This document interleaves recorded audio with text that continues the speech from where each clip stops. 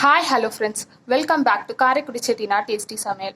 இன்றைக்கி இந்த சமையல் என்ன பார்க்க போகிறோன்னா, சிம்பிளான டேஸ்டியான காளான் கிரேவி எப்படி செய்கிறதுன்னு பார்க்க போகிறோம். வாங்க வீடியோக்குள்ளே போகலாம். காளான் கிரேவிக்கு அரைக்கிறதுக்கு என்னென்ன தேவைன்னு பார்க்கலாம் வாங்க. ஒரு சில்லு தேங்காய், கொஞ்சம் சோம்பு, கொஞ்சம் முந்திரி, இதை மிக்சியில் மாற்றிக்கோங்க. மிக்சியில் மாற்றியாச்சு. கொஞ்சமாக தண்ணி ஊற்றி நல்லா நைஸாக அரைச்சிக்கோங்க. கொஞ்சமாக தண்ணி ஊற்றி நல்லா நைஸாக அரைச்சி எடுத்தாச்சு. காளான் கிரேவிக்கு என்னென்ன தேவைன்னு பார்க்கலாம் வாங்க. 200 கிராம் காளானை கழுவி கட் பண்ணி வச்சுருக்கோம். 3 தக்காளி சின்ன சின்னதாக கட் பண்ணி வச்சுருக்கோம். 2 பெரிய வெங்காயம் நைஸாக கட் பண்ணி வச்சுக்கோங்க. கொஞ்சம் இஞ்சி பூண்டு பேஸ்ட், தனி மிளகாத்தூள் 1 ஸ்பூன், மல்லித்தூள் 1 டீஸ்பூன், கரம் மசாலா 1 ஸ்பூன், மிளகு சீரகத்தூள் 1/2 ஸ்பூன். தாளிக்கிறதுக்கு கொஞ்சம் சீரகம், கொஞ்சம் சோம்பு.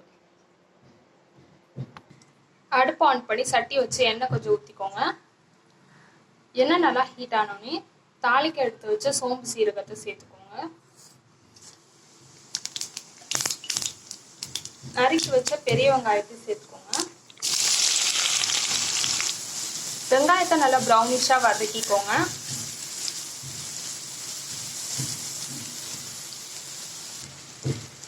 வெங்காயம் நல்லா ப்ரௌனிஷாக வதங்கிடுச்சு. இஞ்சி பூண்டு பேஸ்ட் இதோட சேர்த்துக்கோங்க. பச்சை வாசம் போகிற அளவு நல்லா வதக்கிக்கோங்க.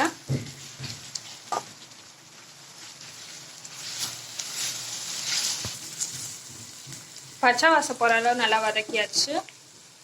இப்போ தக்காளி இதில் சேர்த்துக்கோங்க. கருவேப்பிலையும் சேர்த்துக்கோங்க. தேவையான அளவு உப்பு சேர்த்துக்கோங்க. இது எல்லாத்தையும் நல்லா வதக்கிக்கோங்க.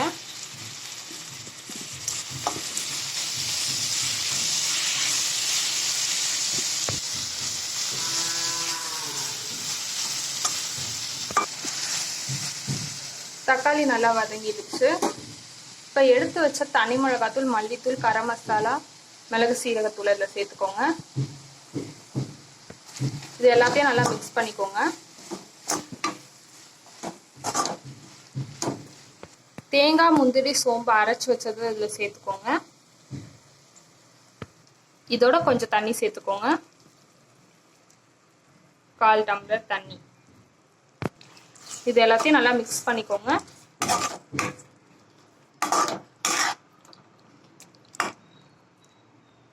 இது நல்லா மிக்ஸ் பண்ணியாச்சு. எடுத்து வச்ச காளானை இதில் சேர்த்துக்கோங்க. இதை நல்லா மிக்ஸ் பண்ணிக்கோங்க.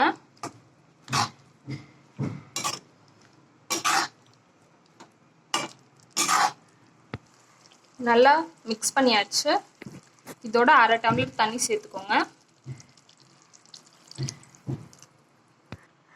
இதை மூடி வச்சு சிம்மில் வச்சு 10 நிமிஷம் வேக வச்சுக்கோங்க. சிம்மில் வச்சு 10 நிமிஷம் நல்லா கொதிக்க வச்சாச்சு. இது மேலே கொத்தமல்லி தூவிக்கோங்க. அடுப்பு ஆஃப் பண்ணிக்கோங்க.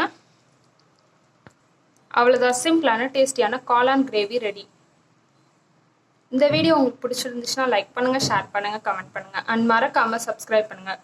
பக்கத்தில் இருக்க பெல் ஐக்கானே கிளிக் பண்ணுங்கள். அப்போ தான் நாங்கள் போகிற வீடியோ உங்களுக்கு உடனே நோட்டிஃபிகேஷனாக வரும்.